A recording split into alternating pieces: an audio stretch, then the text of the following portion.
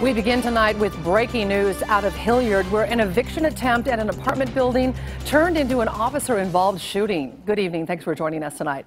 I'm Nadine Woodward. A sheriff's deputy and a Spokane police officer were trying to serve an eviction notice this morning to a man who lived in an apartment complex in the 5300 block of North Regal.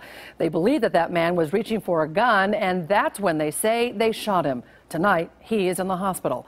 We have KXLY4 team coverage of the shooting. We begin now with Caroline Flynn live from the scene. And Caroline, do we know if that man actually had a gun?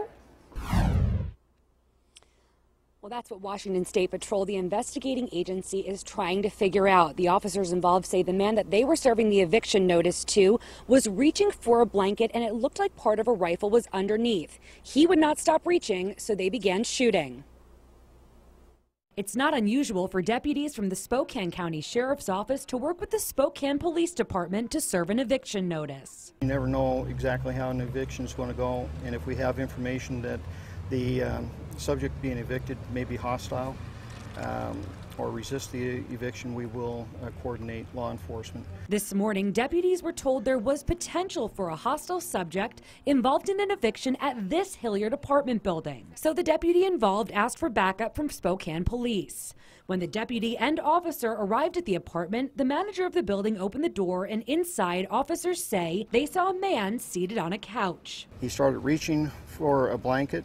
The deputies and officers told him to stop reaching. The officers and deputy saw what they believed to be a butt of a rifle underneath the blanket. The officers continued to ask the man to stop reaching. The subject apparently did not stop. There was shots were fired. The man was taken to the hospital, and the investigation is ongoing. But so far, authorities believe both the deputy and the police officer fired their guns. It is not known if the man had a weapon. We won't be able to determine the status of what that object was until we actually put our hands on it, and we're a little ways from that. The two officers involved were wearing body cameras, and that footage will be reviewed by Washington State Patrol. And both of those officers have been placed on administrative leave for at least an hour after the shooting. Officers were interviewing witnesses in this parking lot right behind me. They are still looking for more witnesses who may have seen events unfold this morning. If you have any information, you are asked to call Crime Check at the number at the bottom of your screen. Live in Hilliard tonight, Caroline Flynn, KXLY4 News. Thank you, Caroline.